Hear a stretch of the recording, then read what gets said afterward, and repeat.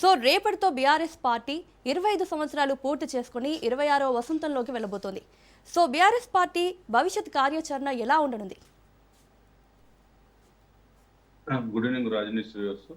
Special గా debate పెట్టినందుకు మీకు యాజమాన్యానికి కృతజ్ఞతలు. బీఆర్ఎస్ పార్టీ 26 సంవత్సరాల చరిత్ర చూసుకుంటే 1969 నుంచి 2026 వరకు జరిగినటువంటి పరిణామాలలో తెలంగాణ ముల్కీ నిబంధనలు, తెలంగాణ పెద్ద మనుషుల ఒప్పందం, తెలంగాణ ఫజులల్ కమిషన్, తెలంగాణ యొక్క అంశాల యొక్క మొత్తం పూర్వపరాలు తెలుసుకుంటే భారతదేశ చరిత్రలో ఒక మైలురాయిని దాటింది. ఎందుకంటే 14 సంవత్సరాల యాజిటేషన్, 10 సంవత్సరాల అడ్మినిస్ట్రేషన్, 2.5 సంవత్సరాల అపోజిషన్ పార్టీగా మా బాధ్యత. ఈరోజు జరుగుతున్నటువంటి పరిణామాలలో తెలంగాణలో భారతదేశంలో ఉన్న 29 రాష్ట్రాల్లో గత 9.5 సంవత్సరాలుగా ఏ ముఖ్యమంత్రి చేయలేనటువంటి ముఖ్యమైనటువంటి అంశాలు, ముఖ్యమైనటువంటి సంక్షేమ పథకాలు, ముఖ్యమైనటువంటి పాలసీ మ్యాటర్లు. ఇలా తెలంగాణ గత 60 సంవత్సరాలుగా ఇక్కడ గోదావరి కృష్ణా నీళ్లు పారిన బీడు నేలల్లో వలస కార్మికుల సమస్యలు, విద్యార్థి సమస్యలు, చాలా ఉత్పన్నమైనటువంటి పరిణామాలలో గౌరవ కేసీఆర్ గారు TRS party administration, TRS party agitation, opposition, ఈ 3 అంశాలు తీసుకుంటే ఇలా గణనీయమైనటువంటి తెలంగాణ ముందుకు వెళ్ళింది. కానీ ఈ 2.5 సంవత్సరాల్లో కాంగ్రెస్ పార్టీ ఆ వైఫల్యాలు కనపడుతున్నాయి. నేను ఏమంటున్నానంటే, ఒక ఫర్ ఎగ్జాంపుల్ 2014 జూన్లో వచ్చిన తెలంగాణలో 45,000 చెరువులు కుంటలను బాగు చేసుకున్నాం. మిషన్ కాకతీయ పేరు మీద, మిషన్ భగీరథ పేరు మీద 12,000 గ్రామ పంచాయతీలకు నల్లా కనెక్షన్లు ఇచ్చుకున్నాం.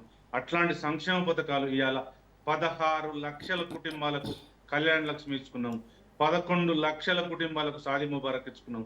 ఇవాళ భారతదేశంలో నాకు తెలిసి నా రాజకీయ అనుభవం ప్రకారం ఏ ముఖ్యమంత్రి చేయనటువంటి సంక్షేమ పథకాలు చేసుకున్నాం.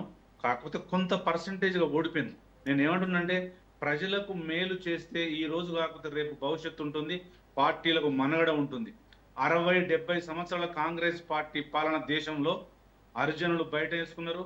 ఇప్పటికీ కనుమరుగయ్యే పరిస్థితిలో ఎస్టీ తాండాలు కానీ, గూన్స్ తాండాలు కానీ ఉన్నాయి. కానీ మేము తాండాలను గ్రామ పంచాయతీలకు గుర్తించి రోడ్లు వేసి మన ప్రపంచంలో భారతదేశంలోనే పర్ క్యాపిటల్ రాష్ట్ర ఇన్కంలో నెంబర్ 1గా ఉండే. ఇలా ఐటీ ఎగుమతుల్లో కానీ, స్టార్టప్స్లో కానీ ఒక తెలంగాణ భవిష్యత్తు ముందుకు పోయింది. ఇలా పర్ క్యాపిటల్ కాకుండా, జీడిపిలో కాకుండా రాష్ట్ర ఇన్కము ఒక తెలంగాణ ఏర్పడ్డ తర్వాత 13,000 రాష్ట్ర ఇన్కమ్ను 18,000కు పెంచుకున్నాం కేసీఆర్ గారు ముఖ్యమంత్రి అయిన తర్వాత. ఒక పాలసీ మ్యాటర్లు కాదు, నేను ఏం చెప్తున్నానంటే 1, 2 చెప్పని ఎన్నో అంశాలు. ఇలా కొన్ని చెప్పుకుంటూ పోతే 1,200 గురుకులాల్లో 36 లక్షల ఎస్సీ ఎస్టీ బీసీల విద్యార్థులు చదువుకుంటున్నారు. సన్న బియ్యం నుంచి దగ్గర మొదలు పెట్టుకుంటే ఇలా 1 కాదు, 2 కాదు, 3 కాదు, ప్రతి గ్రామంలో ఇలా పల్లె వనాలు, ప్రకృతి వనాలు, డంపింగ్ యార్డ్లు, స్పోర్ట్స్ వనాలు, గ్రామ పంచాయతీ ఒక ట్రాక్టర్ బీఆర్ఎస్ పార్టీ చేసుకున్న అంశాలు. భారతదేశంలో సౌత్ ఇండియాలో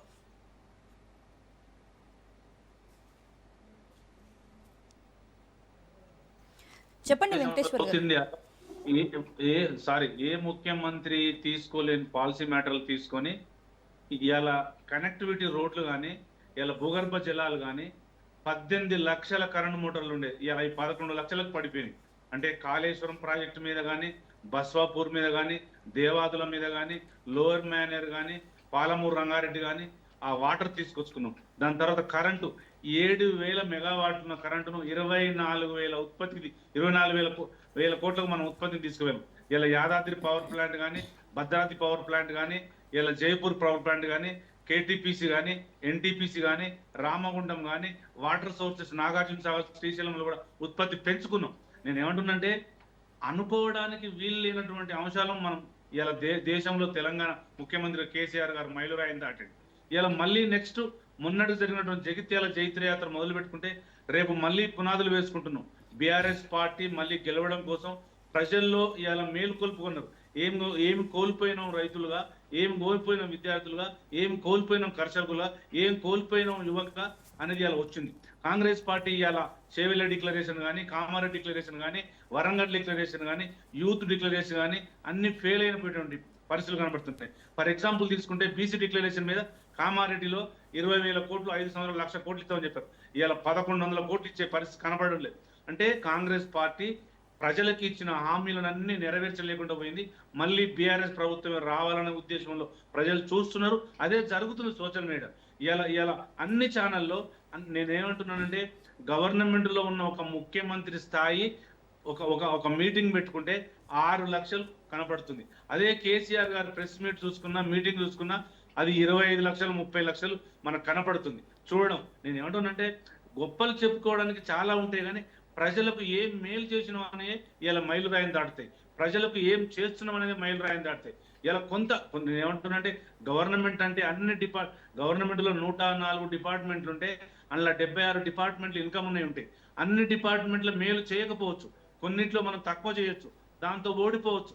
కానీ ప్రజలకు టోటల్ గా పర్సంటేజ్ వైజ్ గా 80-90% మేలు జరిగిందా జరగలేదని చూస్తారు. ఇవాళ రైతులకు వాటర్ విషయంలో కానీ, రైతులకు బీమా విషయంలో కానీ, రైతు బంధు విషయంలో కానీ, ఇలా యూరియా విషయంలో కానీ రైతులకు గత 9.5 సంవత్సరాలుగా మేలు జరిగిన మాట రైతులే ఒప్పుకుంటున్నారు.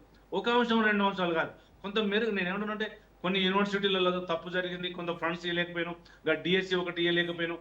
డిఎస్సి మీద కాన్సన్ట్రేషన్ చేయకుండా మేము మోడల్ స్కూళ్ళు, ఆదర్శ్ స్కూళ్ళు, మైనార్టీ స్కూళ్ళు, బీసీ స్కూళ్ళు, ఎస్సీ స్కూళ్ళను చేసేసి అవి డెవలప్ చేసుకునేసరికి ఇది కాన్సన్ట్రేషన్ తగ్గింది. నేను ఏమంటున్నానంటే, భారతదేశంలో ఏ డిపార్ట్మెంట్ లో ఎక్కడ చూసినా కానీ కేసీఆర్ గారు వేసిన బాటలు ఇలా మనకు కనపడుతున్నాయి. నేనంటే బంగారు భవిష్యత్తు, బంగారు తెలంగాణ వైపు వేసుకున్నటువంటి బాటల్లో కొంత మెరుగ్గా ఫలితాలు రాలేదు. మేము కూడా 29 నుంచి 39 మంది ఎమ్మెల్యేలు గెలిచినాం. వాళ్ళు అంత బాగా ఏం గెలవలే. వాళ్ళు మాకంటే 1.8% లో 1,80,000 ఓట్లతోని వాళ్ళు గెలిచిరు. మొన్న జరిగిన 2023 ఎలక్షన్ లో జరిగిన దాంట్లో బీఆర్ఎస్ పార్టీకి తెలంగాణలో 90 లక్షల మంది ఓట్లేశారు, కాంగ్రెస్ పార్టీకి 91 లక్షల మంది ఓట్లేశారు. అంటే మేము దగ్గరలో కూడా 11-12 మంది ఎంపీలు ఓడిపోయాం. ఓడిపోవడం గెలవడం అనేది పక్కన పెడితే, మాకంటే వాళ్ళు అమలు చేయలేని హామీలు, దొంగ హామీలు ఇచ్చారు. నేనేమో ఎగ్జాంపుల్ చెప్తున్నా ఏంటంటే, వికలాంగులకు సమస్యలు 3,000 ఉంటే 6,000 ఇస్తామని చెప్పారు. ఇలా 2,500 మహిళలకు ఇస్తామని చెప్పారు. తులం బంగారం అని చెప్పారు. 2,000 పింఛను, 4,000 అని చెప్పారు. అంటే డెఫిసిట్ ఎట్లా కనబడుతుందంటే, మనం ఇస్తానన్నది 44 లక్షల మంది ఇలా ముసలు అవ్వలకు తాతలకు ఉంటే, వాళ్ళు కాంగ్రెస్ పార్టీ ఇస్తుందనుకునే ఉద్దేశం మీద ఆశపడి ఓట్లేసారు తప్ప, మేము ముందే కేసీఆర్ గారు చెప్పారు ఇది అయ్యే పని కాని పని కాదు, వాళ్ళు అసలు తప్పు చెప్తున్నారని మేము చెప్పినా కూడా ప్రజలు వినకుండా ఇలా కాంగ్రెస్ పార్టీకి ఓటేసి ఇలా వాళ్ళే వైఫల్యాలు చెందిరు. అయినా కూడా మేము ఎక్కడ కూడా ప్రజా పోరాటాలు, ప్రజా ఉద్యమాలు ఎక్కడ ఆగలే. ఇలా మూసీ మీద, హైడ్రా మీద, కులగణన మీద, బీసీ కులగణన మీద, ఇంధనాల ఫ్యాక్టరీ మీద, హెచ్డి భూముల మీద, రైతుల మీద, యూరియా మీద, కొడంగల్ వ్యవహారం మీద, అన్నిటి మీద మా ప్రజల పక్షాన ప్రజా పోరాటాలు సృష్టించినాం. రాబోయే తరాలకు తెలంగాణ భవిష్యత్తు అంతా విద్యార్థులది, యూత్ది. కాబట్టి రేపు జరగబోయే 26వ వార్షికోత్సవం బీఆర్ఎస్ పార్టీ బర్త్డే రేపు అన్ని గ్రామాలలో గద్దెల కలర్లేసి జెండా ఆవిష్కరణ చేసుకొని, రేపు 1 o'clock కేసీఆర్ గారు రాష్ట్ర కమిటీ మీటింగు, ఎక్స్ ఎమ్మెల్సీలు, ఎక్స్ ఎమ్మెల్యేలు, ఎక్స్ మినిస్టర్స్, ఎక్స్ చైర్మన్లు, కాన్స్టిట్యున్సీ ఇన్ఛార్జీలు, మండల పార్టీ అధ్యక్షులు, ఎక్స్ జెడ్పీ చైర్మన్లు, బీఆర్ఎస్ పార్టీ స్టేట్ కమిటీ అంతా రేపు తెలంగాణ భవన్ లో ప్లీనరీ జరపబోతున్నాం. ఎందుకు ఓన్లీ భవన్ లో జరుగుతుందంటే, ఇప్పుడున్నటువంటి దాంట్లో ఎండాకాలం కాబట్టి, పరిస్థితులు బాగలేవు కాబట్టి, ఎండ 40 దాటింది కాబట్టి, కొంతమందికే పరిమితంగా బీఆర్ఎస్ పార్టీ తెలంగాణ భవన్ లో మీటింగ్ పెట్టుకుంటుంది. కాబట్టి ప్రజలు, కార్యకర్తలు, తెలంగాణ వాదులు సహకరించి రేపటి ప్రోగ్రామ్ సక్సెస్ చేయాలని బీఆర్ఎస్ పార్టీ ఎస్టాబ్లిష్మెంట్ మెంబర్ గా నేను ప్రజలకు, కేఆర్ఎస్ పార్టీ కార్యకర్తలకు విన్నవించుకుంటున్నాను.